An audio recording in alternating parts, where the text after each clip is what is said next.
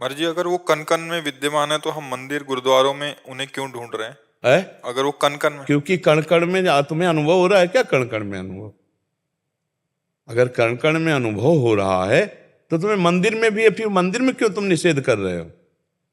शुरुआत की जाती मानी संख्या 1, मानी संख्या 10, मानी संख्या 12। जब सवाल हल नहीं होता था तो मानी संख्या की गई ना। हमारा सवाल हल हो नहीं रहा, तुमने मानी संख्या परब्रह्म गुरुदेव, मानी संख्या श्री विग्रह, मानी संख्या मंदिर, मानी संख्या अमुक, वहीं से सवाल हल हो जाएगा। एक जगह कहीं मान लो। तो जो मंदिर में मान रहे हैं भगवान को और तुम मान रहे हो कण कण में, तो वो कण कण वाला मंदिर में नहीं है क्या? तो तुम्हारी बुद्धि निषेध क्यों कर रही है?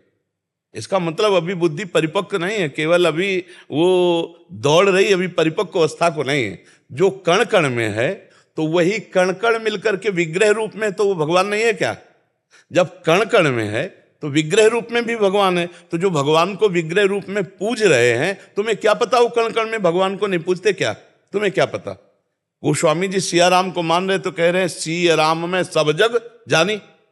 तो तुम क्या जानो कि जो कण कण में भगवान विराजमान है, तुम ही केवल मान रहे हो क्या? जो विग्रह में मान रहे हो वही कण कण में भी मान रहे हैं। आप क्या समझते हो? किसी के ज्ञान को क्या जानो?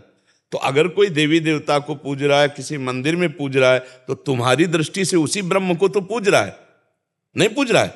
आप हमें उत्तर दीजिए। ठीक है। ठीक है ना?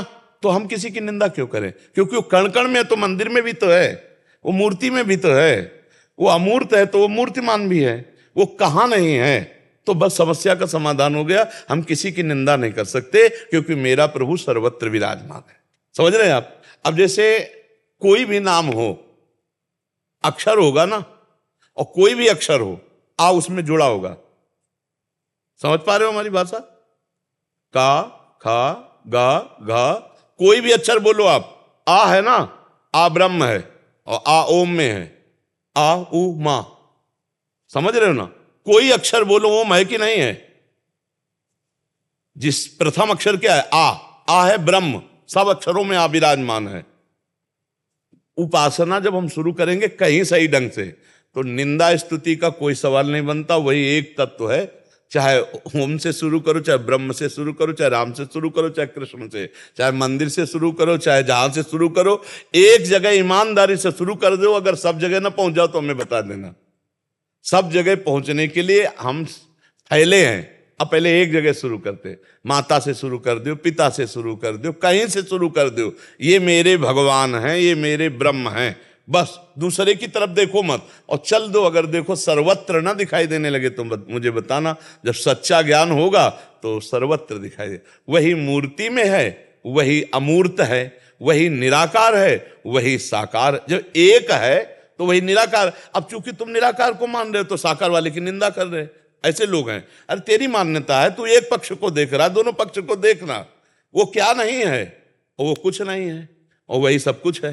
ये जिसको ज्ञान हो गया वही सच्चा ज्ञानी है। और नहीं तो लड़ाई झगड़ा करते रहते हैं। वो निराकार, वो साकार, वो सगुण, वो निर्गुण, और अनुभव कुछ नहीं है, पाई भर अनुभव नहीं। 4-6 अंधे थे, एक हाथी खड़ा था। बोले क्या है? बोले हाथी। बोले कैसा है? तो एक ने पकड़ी जांग, बोले खंभा जैसा है। एक ने पकड़े कान, बोले सूप जैसा है। ऐसे ही एक ने बोले दीवाल जैसी है, छत जैसी है। सब अपने अपने अनुभव किए। अब लड़ रहे हैं। बोले हाथी जो है सूप जैसा, बोले नहीं हाथी खंभे जैसा। तो नेत्र वाले ने कहा तुम लोग लड़ो मत, कोई झूठ नहीं बोल रहे। तुम सब हाथी के अंगों का वर्णन कर रहे हो, संपूर्ण हाथी तो मैं देख रहा हूं कि तुम झगड़ा मत करो, वो पूरा वही है, जो तुम बोलो वही है। तो जब हमें एक पक्ष का ज्ञान होता है तो हम दूसरे पक्ष की निंदा करते हैं, और जब हमें संपूर्ण ज्ञान हो जाता है तो कोई बचता ही नहीं जो मेरा आराध्य देव ना हो। चाहे निराकार बोलो, चाहे साकार बोलो, चाहे जो बोलो, वो एक ही परमात्मा है और वो सर्वत्र है। इस बात को कोई नहीं काट सकता। वो एक ही परमात्मा है, वो सर्वत्र है, सम है, सम बराबर है। तो बस अब अगर कोई शंकर जी विराजमान करके पूजा कर रहा है, कोई राम जी विराजमान करके, और कोई ध्यान के द्वारा प्रणव का चिंतन कर रहा है, मेरे लिए सब बराबर है। क्योंकि वो परमात्मा एक है और वो सर्वत्र है, वो सम है। तो हम किसी की निंदा नहीं करते, किसी की स्तुति नहीं करते, क्योंकि वही वो है। तो किसकी निंदा करूं, किसकी स्तुति करूं? समझ रहे? उमा जे राम चरण रत विगत काम मद को हो, निज प्रभु में देखें जगत के सन करें विरोध। हमारा ही स्वामी, हमारा ही प्रीतम, हमारी ही आत्मा हम सर्वत्र विराजमान। थोड़ा ज्ञान को हम फैलाएं, विस्तृत करें, एक सीमित ना करें, तभी लोग फिर ये कहें मैं मंदिर क्यों जाएं। जो आप मत जाइए, आपको किसी ने कहा नहीं। वो जा रहा है, उसकी निंदा क्यों कर रहे हो? बुरा कर रहा है क्या? मंदिर जा रहा है, भगवान को प्रणाम कर रहा है, आरती कर रहा है, तो अज्ञानी थोड़ी है। कण कण में तुम भगवान को देखते हो, वहां भगवान नहीं देखते हो, तो वहां भी भगवान हो, भगवान की आराधना कर रहा है। तो बड़ी प्रसन्नता का विषय, कहीं लड़ाई झगड़ा का विषय तो होता नहीं। हम गंगा किनारे एक जगह थे, तो वहाँ अब नई अवस्था हमारी थी, तो कुछ लोग निराकार उपासक थे, वो कहीं जुड़े हुए थे, तो वो आए। अध कचरा जो होता है ना, छलकता ज्यादा है। जो घड़ा भरा होता है वो गंभीर होता है, जो अध भरा होता है ना छलकता जाता है। तो वो लोग छलक ज्यादा रहे थे, नजदीक आए तो उन्होंने कहा कि हम निराकार उपासक हैं, ठीक, हम साकार को नहीं मानते हैं। तो ये भी ठीक, और हम आपसे पूछते हैं कि आप साकार को नहीं मानते हो? बोले नहीं। तो हम कहा आप गुरुदेव को मानते हो क्या? हाँ हाँ। तो कहा अच्छा, तो आप गुरुदेव के पास जाते होगे तो प्रणाम भी करते होगे। प्रणाम करते, माला पहनाते, आरती करते, पूजा ये है क्या? ये है क्या? साकार पूजा नहीं है क्या? गुरु कहां से, आकाश से बोलते हैं कि मुंह से बोलते हैं?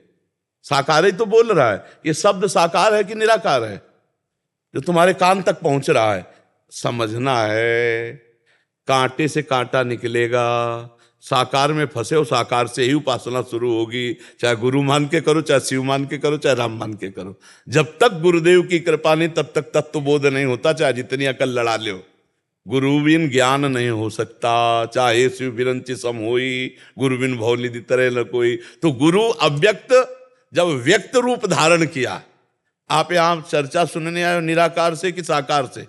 हम भले निराकार की बात करें, लेकिन आप आकार के पास बैठे हो ना। ऐसे कितने भी तुम निराकार उपासक हो, अपने गुरु की मूर्ति, अपने गुरु की छवि, अपने गुरु के पास, तभी आपकी बात बनेगी, नहीं बनेगी नहीं। तो बात बनती कहां से है? साकार से। क्यों? हम फंसे साकार में, कांटे से कांटा निकाल दिया, दोनों फेंक दिया। बहुत सुधार हुआ गुरु जी, जब से आपको सुनने लगे हैं ना जी। तो बच्चे भी है, उन्होंने भी सभी व्यसन छोड़ दिए, अपने आप छोड़ दिए गुरु जी। उनको कहने की जरूरत नहीं पड़ी, और आप बहुत ही उद्धार कर रहे हो दुनिया का। और अरबों लोग है जो वो आपको सुन रहे हैं, और उनका उद्धार हो रहा है। 7 समुंदर पार हम वहीं रहते हैं, और बहुत ही ज्यादा मेरे में भी सुधार हुआ है गुरु जी, बहुत ज्यादा हुआ। हाँ, भगवान सर्वव्यापी, वही सब कृपा करते। हम तो ज्यादा पढ़े लिखे नहीं, भगवान कृपा करते हैं तो वही सब। हम कोई नई बातें नहीं बोलते, वही बातें सब शास्त्र ही की हैं। बस कुछ ऐसा है कि भगवान को अपने जन का, तो वही सब करें, करावें आप सब, और जने बढ़ाई दे।